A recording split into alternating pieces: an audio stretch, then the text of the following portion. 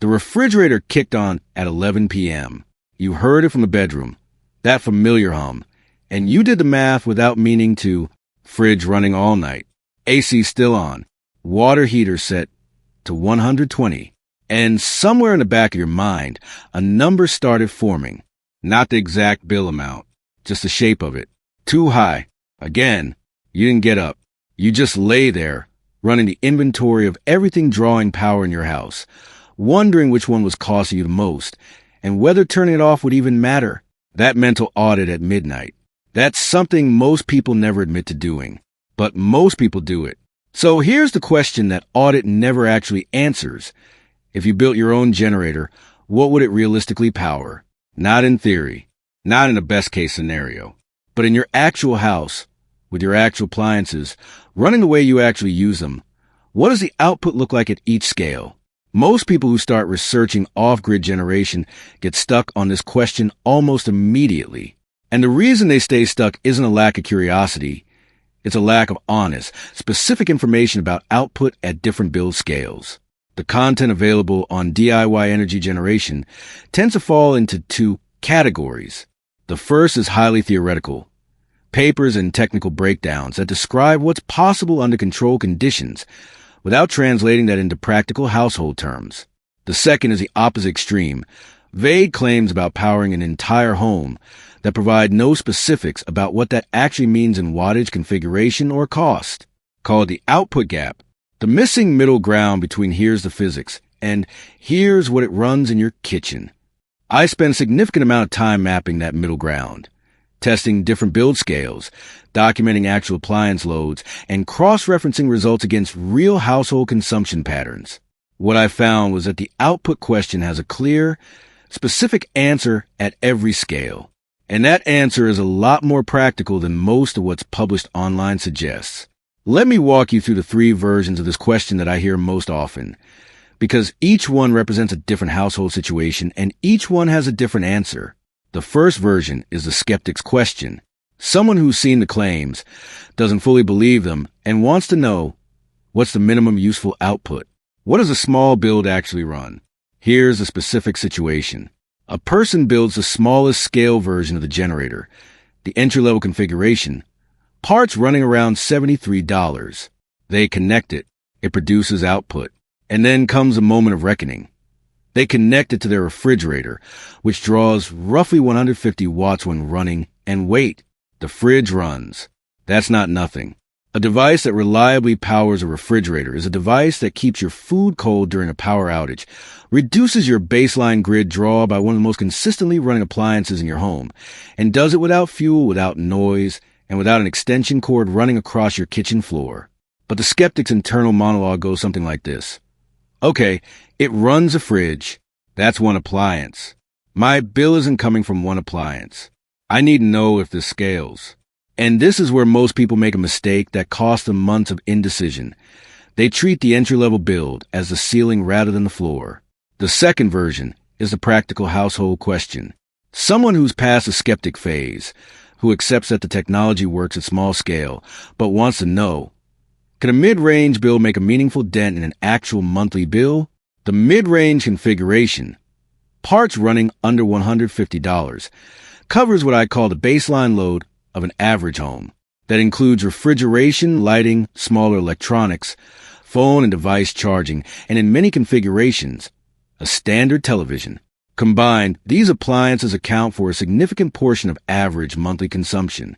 What nobody tells you about household energy consumption is where the bill actually comes from. Most people assume it's the big obvious items, the AC, the electric range, the water heater. But baseline load, the things running continuously or near continuously, accumulates quietly. A mid-range build targeting that baseline load produces a measurable reduction in monthly consumption without touching the high-draw appliances at all. The part that surprised me most when I ran the numbers was how much of an average $180 monthly bill comes from appliances drawing under 500 watts. It's more than half, which means a mid-range build, correctly configured, addresses more than half the bill without ever needing to power the AC or the oven. The third version is the full home question. Someone who's done the research, understands the technology, and wants to know, what does it actually take to cover the whole house? And what does that cost? The full home configuration runs under $210 in parts. I want to let that number sit for a second, because most people hear it and immediately compare it to Solar Quote, which comes in at $15,000 to $25,000. The comparison isn't apples to apples in every way, but the output overlap is significant. A scaled-up build handles refrigeration, lighting, baseline electronics, and with the right configuration, the three essential tweaks the blueprints describe can extend to higher draw appliances, including window AC units. The full home configuration doesn't eliminate the grid connection for everyone in every situation. What it does is reduce grid dependency to the point where the bill drops by 50%, 80%, or more, depending on household size, usage patterns, and how many of those three output maximizing tweaks you implement. And here's what all three of these situations have in common. The skeptic small bill question, the practical mid-range question, and the full home configuration question. They're all asking about ceiling. They're all trying to understand the upper limit of what this approach delivers. And the output gap, the absence of honest, specific, scale-by-scale information, is what keeps all three groups stuck in research mode instead of build mode. The answer to the output question isn't vague. It's specific, it's tiered, and it scales predictably with build cost and configuration. That's what most of the available content never actually says. After enough time mapping the output question at each scale, the picture that emerged was cleaner than I expected. The framework that finally made everything click was thinking about it in tiers rather than as a single binary question. Not does it power my house, but what tier of output do I need? What does that build cost? And what does it eliminate from my bill? Tier 1, the $73 small-scale build, handles clocks, lighting circuits, small electronics, and continuous draw appliances like a refrigerator. This is the entry point, the proof of concept build. It produces real, measurable output that reduces grid draw on the appliances it covers. Tier 2, the sub-$150 mid-range build, covers a full baseline load of most homes. Refrigeration, lighting, televisions, device charging, smaller kitchen appliances. This is where the bill reduction becomes meaningful, the kind that shows up clearly on the next statement. Tier 3, the under $210 full configuration with the three output tweaks, extends coverage to higher draw appliances and produces the 50 to 80% bill reductions that the documentation describes. This is the build that makes the grid feel optional rather than mandatory. The resource that maps all three tiers, with specific parts lists, wattage documentation, and the three configuration tweaks, is the same blueprint guide based on Tesla's original patent work that I've referenced in previous videos.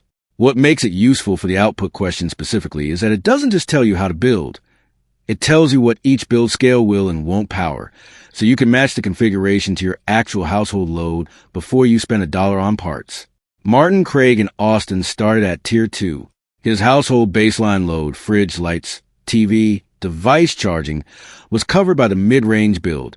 His bill dropped from $195 to under $90 the following month.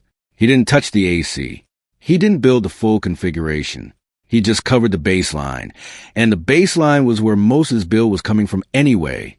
The objection I hear most often at this point is a space objection, not a skill objection. People assume that scaling up the build means scaling up the physical footprint, that a full home configuration requires a dedicated room or a large outdoor installation. It doesn't. The full configuration build is described in the documentation as light and portable.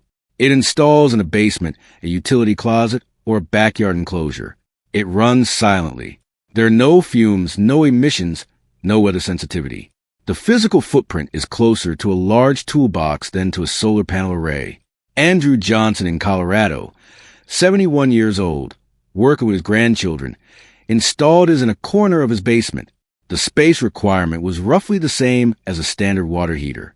His electricity bill reflected the reduction within the first billing cycle. A woman named Sandra, 58, from Tennessee, started with a Tier 1 build as a test. For weeks later, she scaled to Tier 2 after verifying the output herself. She said the decision felt straightforward once she had the first build running, because the output was exactly what the documentation said it would be. No gap between the promise and the result. The reason the tiered approach works is that it removes the all-or-nothing pressure from the decision. You don't have to commit to a full home configuration on day one. You build Tier 1, verify the output, and scale when you're ready. The documentation supports all 3 tiers with the same step-by-step format. Here's what the next 6 months look like if the output question stays unanswered. The midnight appliance audit continues. The refrigerator hums. The bill arrives. You make the same mental calculation. Which appliance is a problem? Would turning it off matter? And arrive at the same unsatisfying non-answer. Because the problem was never one appliance. It was a cumulative baseline load of a house running on a grid that charges more every year. Now here's what changes if you match a bill to your actual household tier. You start at $73. You verify the output. You see your refrigerator running on power your meter doesn't measure. You understand from direct observation what Tier 2 would add. And you make the next decision from a position of confirmed results rather than theoretical projections. That's a fundamentally different relationship with your electricity bill. Not a fantasy of zero-cost power, just a documented, tiered reduction in how much your consumption runs through a meter you don't control. You've already been doing the hard part. You've been running the mental audit, researching the options, and trying to find information specific enough to act on. The information exists. The tiers are clear. The only thing left is the first build. Every hour spent trying to answer the output question from incomplete sources wasn't wasted. It built the understanding that makes a tiered framework immediately useful when you see it clearly laid out. The next step is picking a tier, matching it to your household load, and starting with the parts list for that configuration. That's the whole decision. The blueprint guide with all 3 tiers, parts list, and output documentation is linked in the description. It's what finally gave the output question a specific, usable answer. If this breakdown helped clarify what you've been trying to figure out, subscribe. There's more of this kind of documentation in the channel. Drop a comment with your average monthly bill and which tier you think matches your situation.